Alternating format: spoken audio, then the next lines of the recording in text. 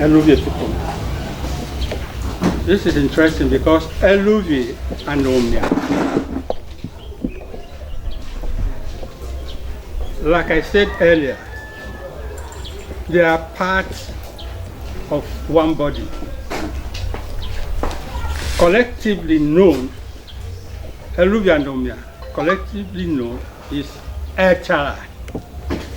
That is Abbi Echala. And in fact, Abbi Echala is the town, is the settlement. Migration. I'm going to give you just outline, no detail. Migration started from far away east, Achala, near Oka. The man who founded this place, called Amacha, and his brother, elder brother, Okwata, left that place. At a time, you cannot point your finger at the date because it's unrecorded.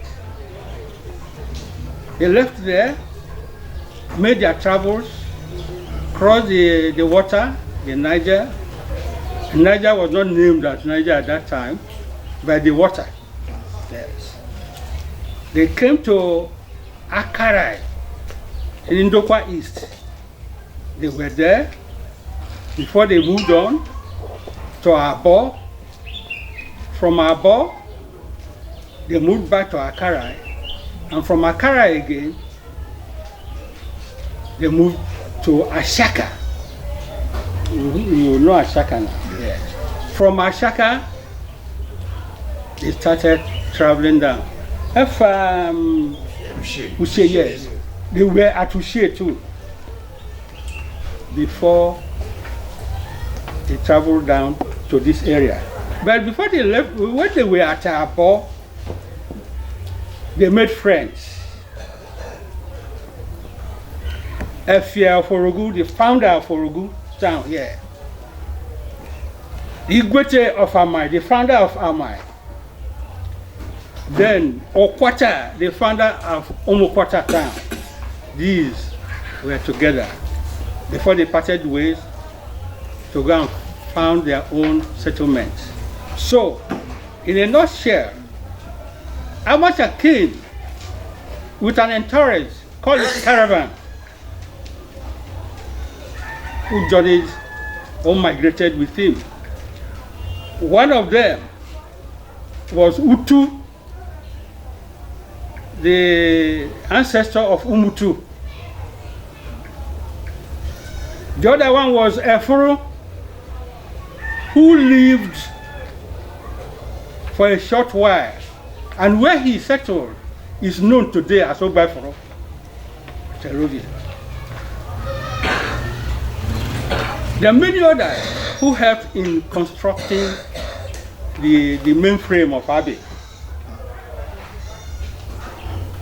All worked under the control and leadership of Amacha. Without going into how Abbi came to be the name,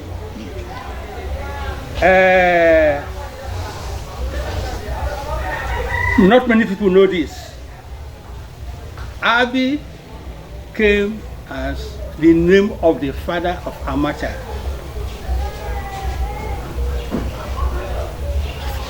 Metamorphosed from Kaibili to Abili to Abbi. Yes. So when they go to the site here, they started work. In the interim, they discovered one old man living in deep set forests. They traced him with the smoke from his settlement.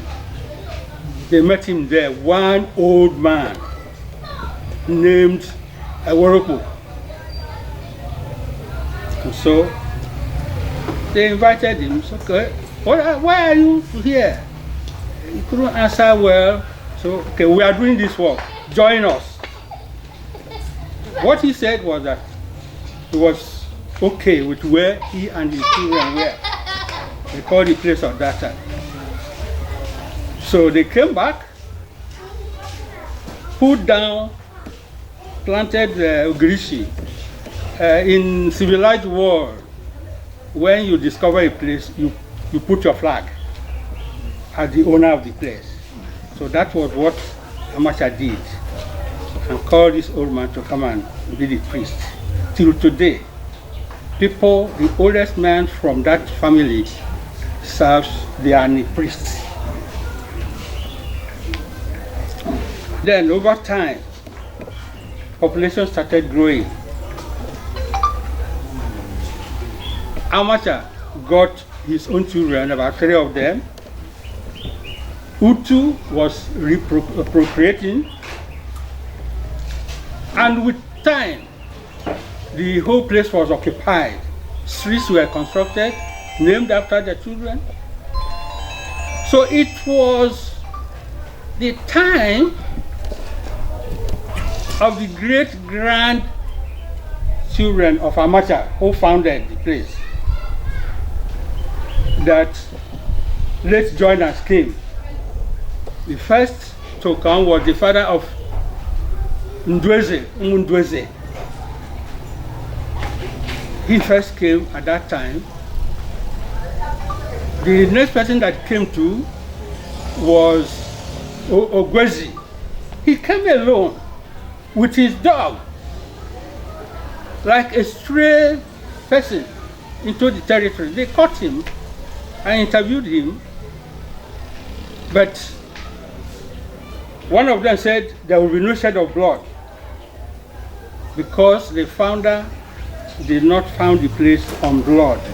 So they spared him and gave him a place to live. It was there, I think he later, because he said he came from Oboro. They doubted him that how can we please just walk through the unknown terrain to this place? But since we don't want to shed any blood, okay, they gave him a place to stay. I think later on, he went back and brought some people, got married, and was staying there with them, like the Israelites in Goshen. The first place they gave to Ogwezi was a Bokobo. There are people who know the place I'm talking about. From a Bokobo, they developed, grew in population down to a flank of where we know as Ogbenko. At this time, Abbi was Abiachara, one of Paruku. But what happened was this. The owners of the place asked Ogwezi, the man who came from Oburuku, that if you want to join us, like a process of assimilation, bring your offer, bring the effigy of your ancestors, so that we merge it together, so that we become one. The man said no, that he will not do that. So they left him. At this time, he came to a community that was already developed. And so the dances, the festivals, the deities, the institutions were all established. So they, like visitors, had to stay where they were given. But they started copying.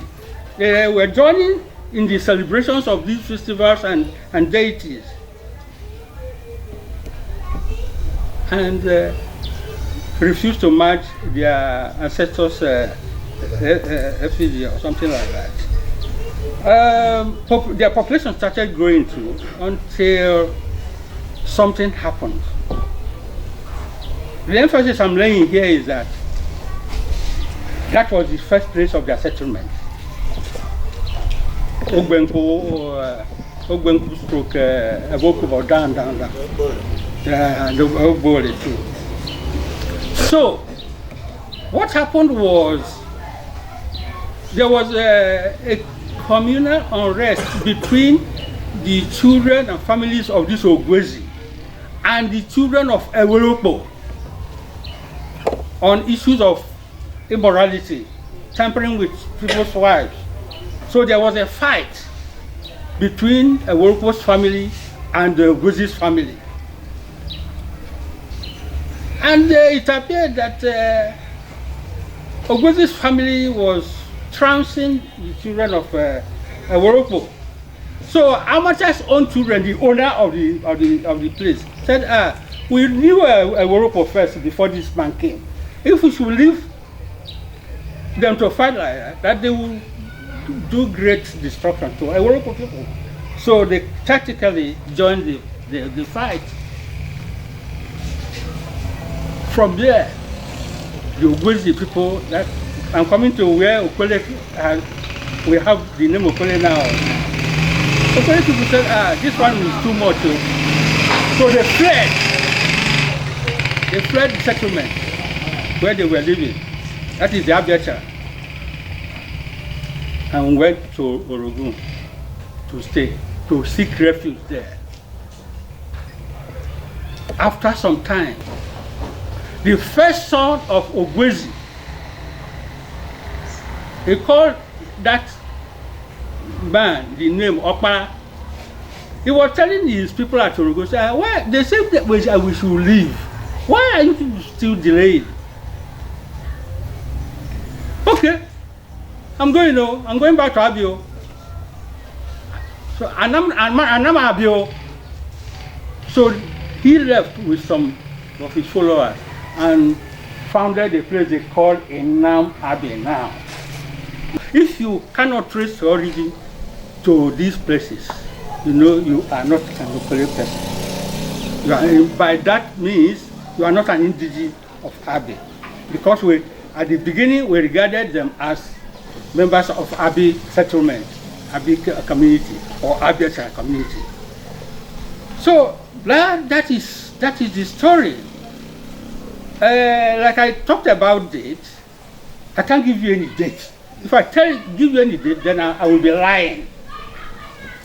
Until I think 1896 or so, with the coming of the white, who came here and saw records of the living of the people. There was nothing recorded. Now, let me tell you, in Abbi today, there are 5 main lineages comprising different families. The number 1 lineage is the Amacha lineage. Number 2 is Utu lineage. Number 3 is Eworopo. Yes. Amacha, Eworopo, Utu. Utu is a contemporary of Amacha because it took part in the physical construction of Abbi. Then you have Ndweze and lately Ogwezi, the ancestor of Okole people. 5 clear lineages, but the Okaruku of the place comes from the families or the lineage of the founder of the place. And Ndweze, when he came with his own people, they were given a place to stay. They have never made any problem at all. And the founder of the place gave their oldest man function. And so it is till today. That is Yoyiwa, to serve the god of war. The founder who, installed, that is Nze. He became the chief priest of Nze, and he is Yoyiwa today. Why it is so, and nobody can take it away again from them, is because that Nze, when it was made, became a very powerful god of war. Amacha's own children who were serving, they were not lasting. Maybe they were not playing up to the conditions of the deity. So a little while they would die. A little while they will die. So they said, this this God is a very, very powerful one. He's going to kill all my children. So when Mbese people came, the eldest man was called. He was not told why he was being appointed as the chief priest. And they gave him all privileges. They will treat him like a king. They will come, they will stand up for him, they will make contributions of yams with which they serve the deity, and really gave him royal treatment. But he was not called Eze or king, because in our clan, if you can't run away from the word king, our king is the Oparuku. These are traditional rulers. So you see, Omia, Elohim are one. Collectively, the two are known as Echala. Yes, they have one Oparuku. That's him sitting down there. Then we have what we call the Okwas. That those people who in turn are next in rank by age to Oparuku. Yes, we don't call them kingmakers because we have no kingship system. Yes. Who is to be Oparuku is always clear to everybody. So he is a traditional ruler, ruling what we call two quarters now, which form Echala. He rules through his chiefs. They are here now. The Onotuku, like we have Oparuku of Abbi, we have Onotuku of Abbi. He organizes the Onotus. It was by his mandate that the Onotuku of Abbi is installed. In other words, Onotuku is a delegate to him, under him. He has deputies. Omea, for purposes of ease of administration, we have Onotuku there, but presently he's not the Onotuku of Abbi. We take turns. When after his own turn, the present occupant, it will go to Omea, the Onotuku rank. The Okwa rises up from the lowest rung of the age ladder to that point. The Onotu is not related to age, though it is related to maturity. Yes. Anybody who is of good character and is a responsible person can apply to the Onotu class to be a member. And his application will normally be screened. The person will be screened and he will be asked to some small amount for entertainment, and he is installed Onotu. So you see the clear difference. One rises from the age rank towards Oparuku, but Onotu is not like that. Okay. Yes. Okwas. The Okwas stand as between them and the gods. So these elderly people grow, like you said, from Okwa to Oparuku. Or the Notus, the Okwas cannot administer the town like the Notus. So the work of the chiefs is administration. Thank you. That's it. We start from we start the social group. It starts from the long of the ladder. That is from those young boys who are not up to 18 years. These people are called Otumpeshe or Otukaria.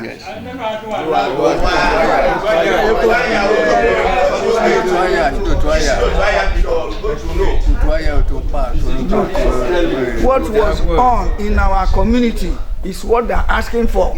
We have left that one. So after this Otumpeshe comes to Otuaya, the youths, those from 18 years to 20 to 25 to 30. These are the youths. These youths are called Otuaya.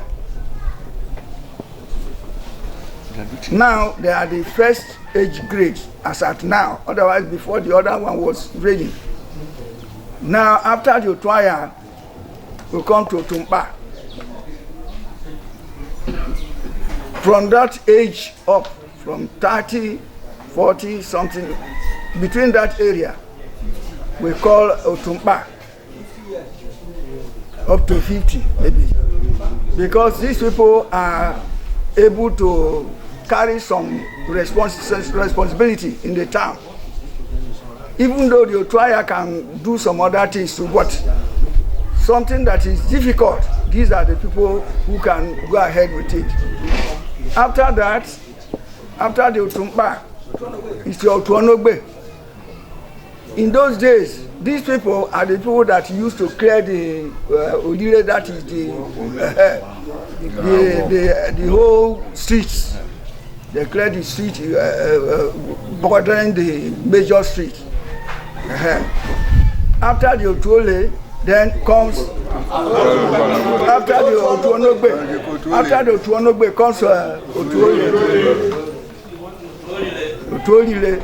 All these people now go inside the street, inside the major street. They sweep it. In those days, they sweep it and keep everything clean. But they have other responsibilities in their own streets. This Otuole now. Then comes Otunta. These Otunta people are next to the Okwas, those who are going to, they are next to those who are about to. Listen now. Otunta is next to Otuetiti. Yeah. From Otuetiti, you can appoint people to Ibarawa. These people are Ibarawa now. That is next to the Okwas.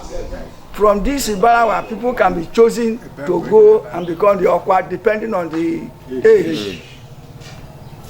So from Okwa, now people are sent from Okwa to Okwaku. The Okwaku is the one next to Okpaluku.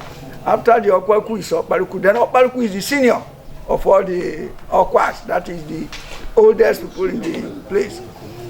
If you want to become an Okwa, we usually send messages everywhere to our people living outside to come home and declare their age. They come to the Okpaluku's palace to declare their age. And see, when your age is up to then, you are admitted as a Okwa. Which one? It's 90.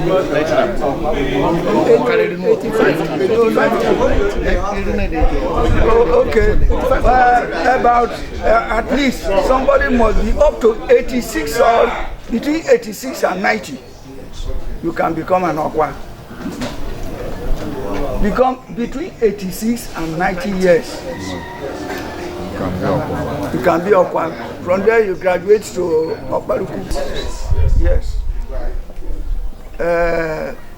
Those other groups I mentioned, apart from the Okwas, the most senior person in that group used to call all of them, we'll call it a Podona.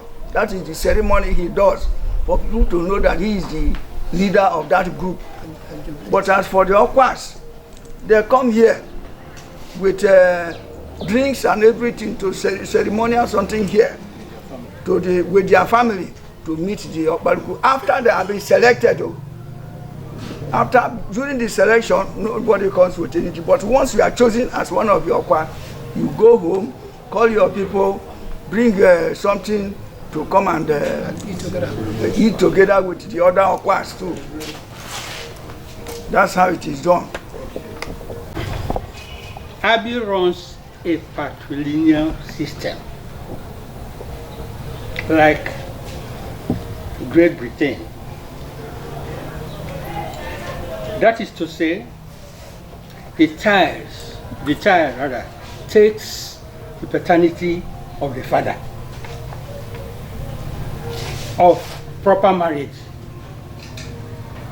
If two couples are properly married by native law and custom, any child of that marriage takes the paternity of the father. But if it is a child that comes, a love child, oh, we went to pub, I take a girl, we come, we have a nice time. After 3 months, I'm pregnant.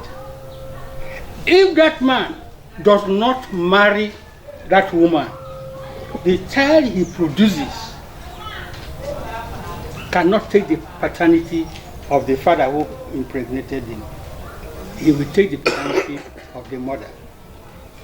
That is, the English system has what we think is a very harsh word. Any child that is born out of marriage is a bastard. Yes. But that is not to insult the person, that is the classification. But our people take it as if it is. It's not. They are always saying that your mother got you when your father and your mother were not properly married by any system, whether by native law, custom, or by act marriage. So that is how it is. So if you take the paternity of your mother because of the circumstances of your birth, you are not an inferior person. You have equal rights with any other person that is born of wedlock. Yes.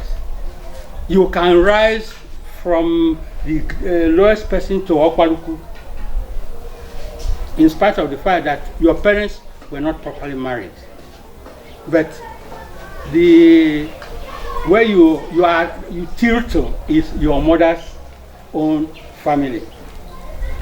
Your mother's father becomes your own father because of lack of marriage. So that is that number 9. Yeah. That is a marriage. Then you are talking about taboo.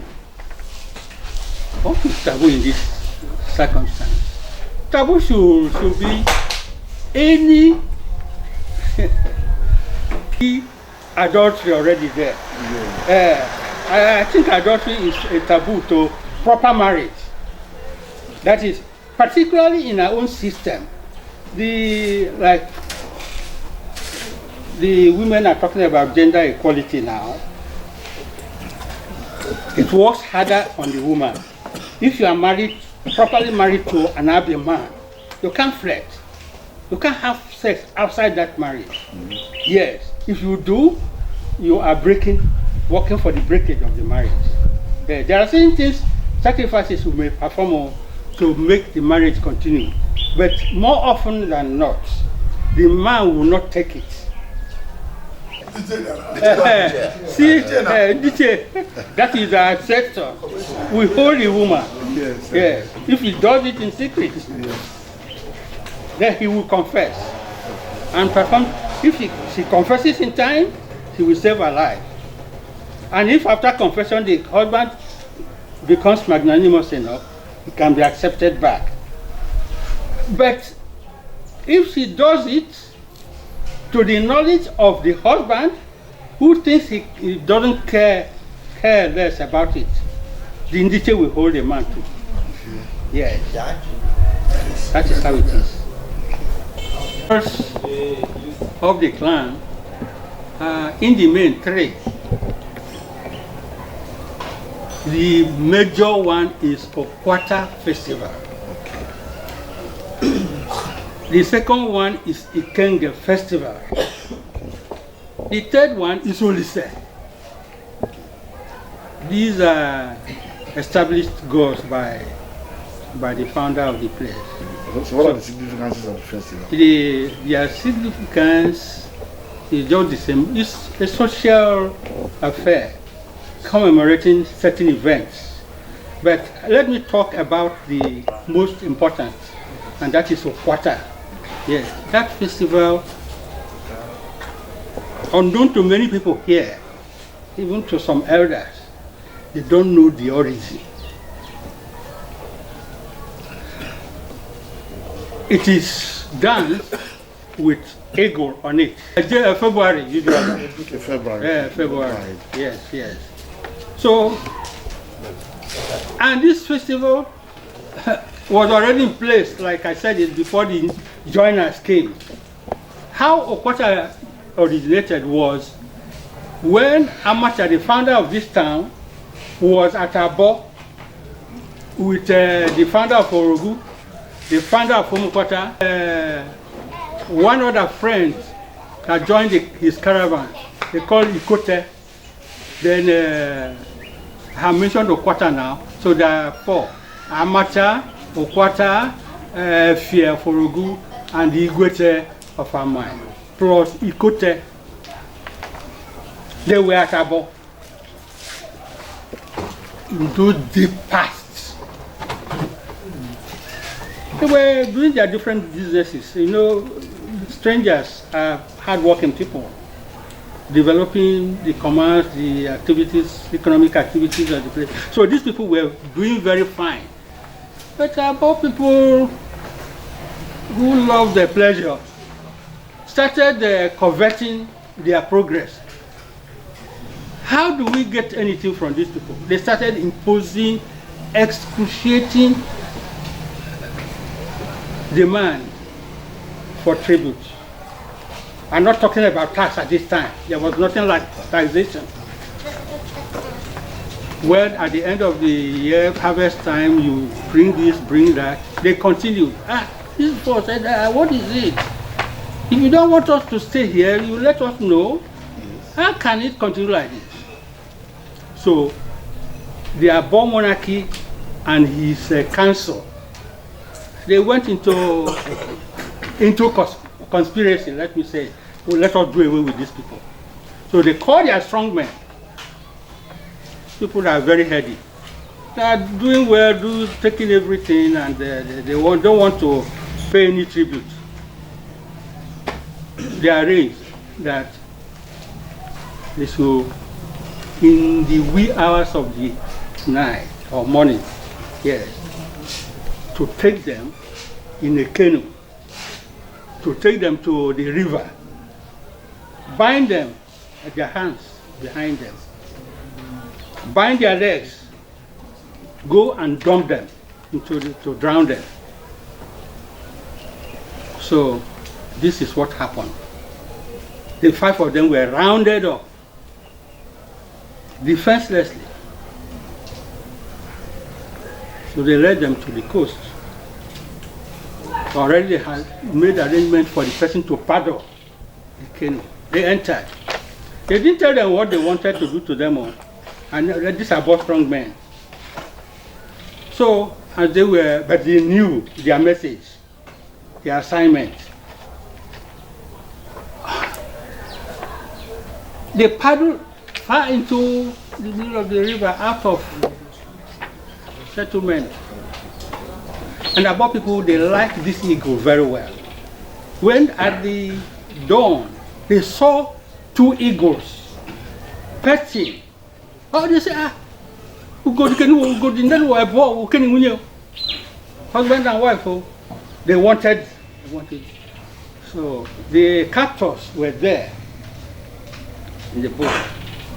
How do we get this? They removed their focus on their captors and on eagle. One of them had a poisonous arrow, that is Ikote. It was not a big something, having long sheets and all that.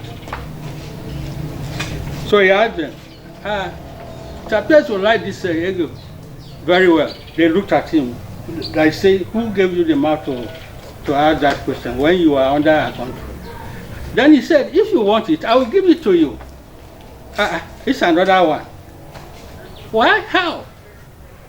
If you want it, let me give you this eagle. The strong men started arguing among themselves. What is this one talking about? Okay, we want it. How do you give it? Okay. Lose all that you tie my hands and my legs. They looked at themselves again, the strong men. What does this man want to do?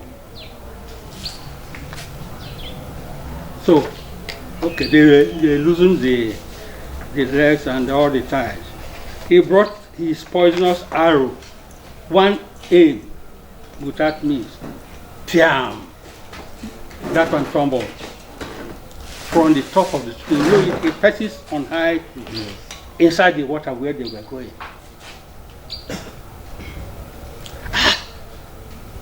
So before they could say Jack Robinson, the second one came down. Interest on eagle. They left the boat, jumped into the water, swam to the first to catch any one of them. So while they allowed them to swim far away, then the Ikote man untied the others and commanded the person paddling to paddle them away to safety. While they were after the eagle, they had gone. That history is not known to our people because when they went back, they didn't tell what happened. So, so they believed that these people were drowned. To cut a long story short, when they came back to safety, ran back to Akara, from where they started, they took trepidation that perhaps these people may still come back tracing them. So that was why they left Akara to move to Ashaka and move away from that area. So on coming to their different settlements they founded, what prompted the institution of Okwata dance were two objectives: to commemorate the ego itself. The second one was Amata, remembering that he had become separated from his senior brother, Okwata, decided to institute the festival like a holiday at the end of the year's hard work, harvest time, to enjoy.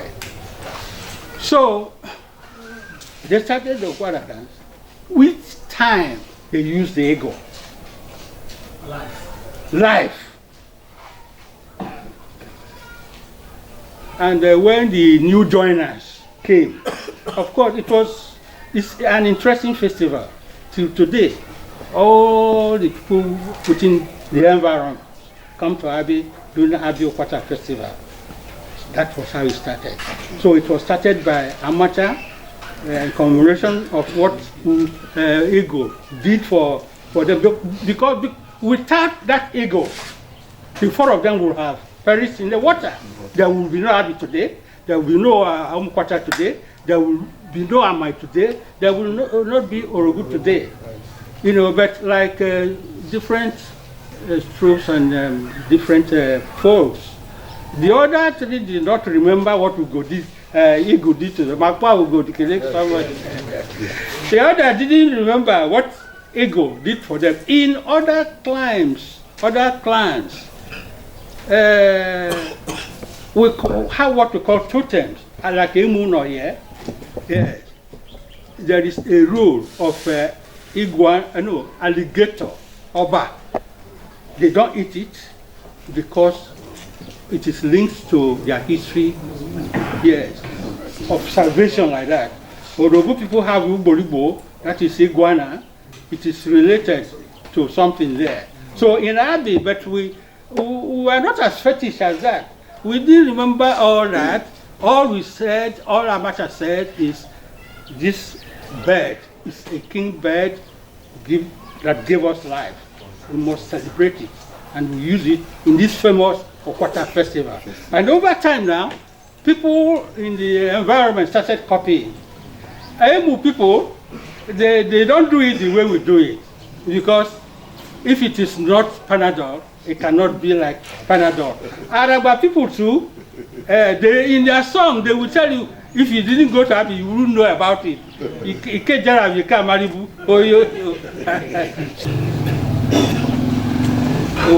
What I know, from time immemorial, Abbi never sold any piece of land. It could be leased. Yes. It could be mortgaged. Recently, your child is in school and you don't have the money, somebody who has the money, you can call him. Then you will tell him, say, after so many years, I will get it back, pay you your money. But with this state of monetization now, everybody wants money. People are saying now that they sell land.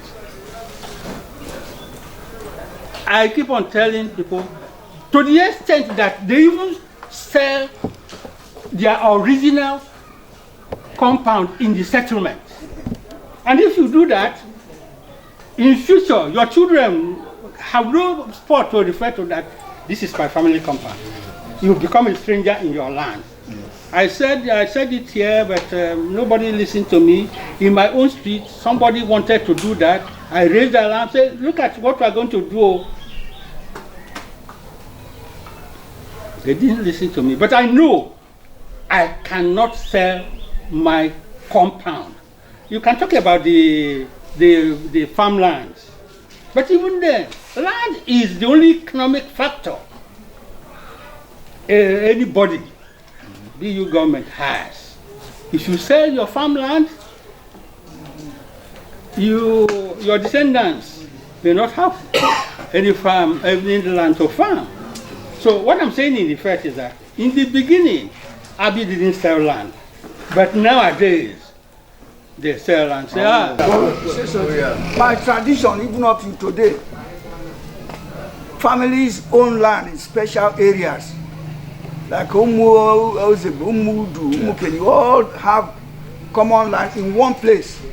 So if you find a different person, either he must have bought it or he must have been mortgaged to him. So that is how it is. In those days, people go to war because when that time, might was right. If you find people here, you drive them away, you take the land from there, the families share it. Because when you go to war, each family has a place where they are situated.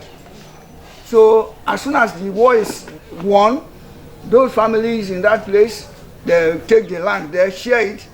Even the land is divided according to individuals in the family. So that is why people can go there and say, this area of the land is my father's own. People demarcate the land with sand. So each farm has a line of boundary line. So that is how we get land here. How we get ourselves to get some land here. Some families people who came late, maybe they did not participate during the war, they have no land. They have to beg or they have to be given by charitable persons. So if you go to the forest, it's not just there. It's owned by a group of people, not one man. So that is how the land is owned here. History has come very far now. In the olden days, Abbi community was essentially farming community. In fact, subsistence farming community. They were producing what they were eating.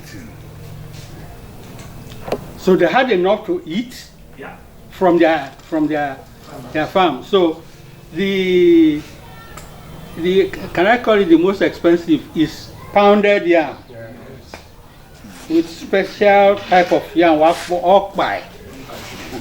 Which they eat during the festival, red yam. In fact, in those days, after fixing the festival, they will close eating of apple and eba. These are just they're not special, but they assisted in the feeding. When the festival was fixed and they pronounced that nobody should eat apple or gari, that was it. Everybody pounding yam, eating yam. So basically, pounded yam is our food. plus apple I'm talking about, and corn food too. But these days, to even corn food is very scarce because they are not planting the corn as they used to do. So that is it.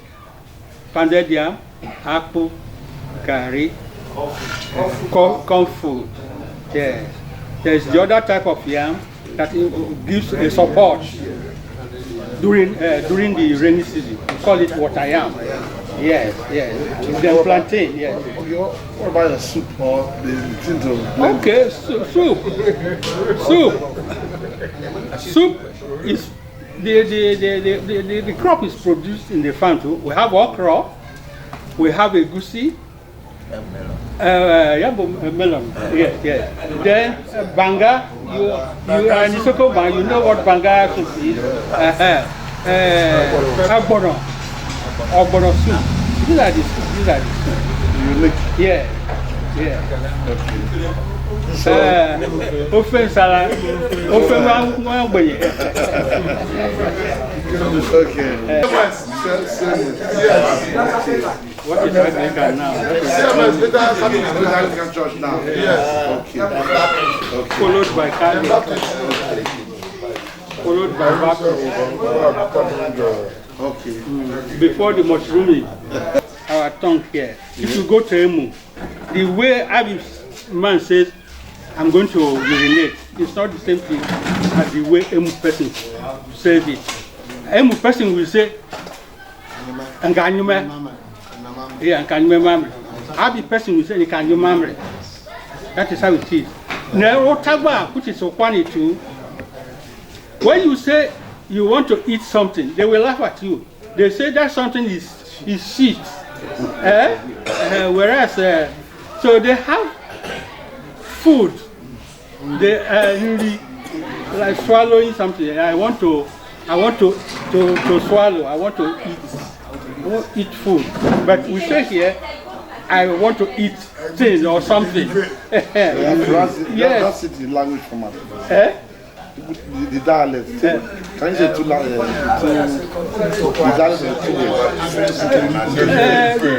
are talking about minor differences from settlement to settlement, from clan to clan.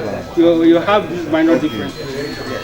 Of the vigilante, which we call it in our language, Yisue. So this group of people, the Okwaluko nominated them. So anything happen like that, you see, if that person was caught, they will handle that person, then naked him. Then naked she or her for public disgrace. So should that time, another time, it never happen to that person again. So that's how we do it. So after that, we hand over to the police, we prosecute them. But nowadays, when somebody was caught in such aspect, we hand over to police. Thank you. When there is an issue of maybe stealing or argument or whatever, if the matter is brought to the council will now look into it. If it's dispute between farmland, we will send some delegate of chiefs to the farm to confirm the right owner of that farm before we pass our judgment. It doesn't matter either rich or poor, provided the right owner owns his farm back. That is the way we operate. So, and if any other issue that may rise to crisis in the community too, if they bring it to the council will sit down, deliberate over it, find out the real truth before we pass any judgment. And it stands, no change. Resolutions were carried out in two sections. The first, can I call it the first court of first instance, is the notice council. If you have an issue with anybody, you go and file a matter against that person in the notice council, and that is in the Onotuku's palace or meeting. If you fail and you are not satisfied with their decision, you make we will make an appeal to a palace council for this old man. We can give you we can give you a farmland. Maybe it's not for sale anyway. Maybe we'll rent it to you, maybe 5 years tenure or so, depends on the agreement. You do cassava in a very large way. Then that is the only thing that we can guarantee you that you can do here and make good money out of it. It's because it is the neglect of the government during the military regime. A portion of land was given out to government to establish agro-service center. That land was given to government. The government, maybe, I don't know, they just neglected it. They didn't do anything till today. Yes, maybe if they had developed it, cassava would have been a very good thing to crop in greater quantity. Yes. So we're talking about quantity, we're talking about industry. So that is the otherwise, there's no industry. Okay. Ose ya ba bi dun nudo. Kobo ji nudo. Odo mo e kobo de mo e. Ade kamwe. Bodo mo e body kamwe. Okay. Abbi is at peace, but not totally peaceful. That's the deal. If you do not are you a fool? The breach in the peace because there's no uniformity among there's no unity among the community, the 3 quarters. How to resolve issue so that the 3 quarters will come at peace. That's the process we are involved now. That is what I want.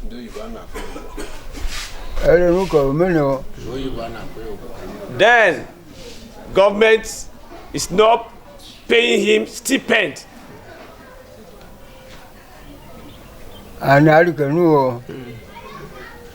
That is it. See, Ichone, Kindemaro, Biabe, Baroro, Wesifeji Roro, Weji will so for Tumwanye, Naroro, Kwafifeweri. Yes, I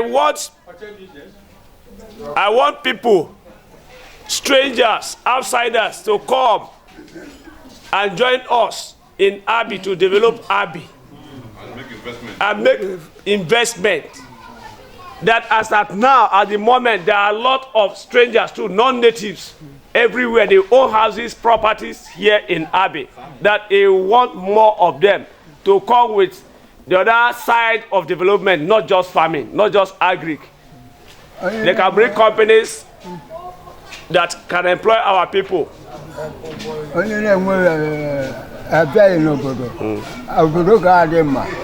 That it is understood. If you don't have a stranger in your community, it's not a good community. That is appealing that you use your good office to appeal to Delta State government to pay him his entitlement as a traditional ruler, as the Okparuku of Abbi. He has traveled to Asaba, he went to Asaba, Chief Transfer Affairs Commission, over this issue, but not have been done today.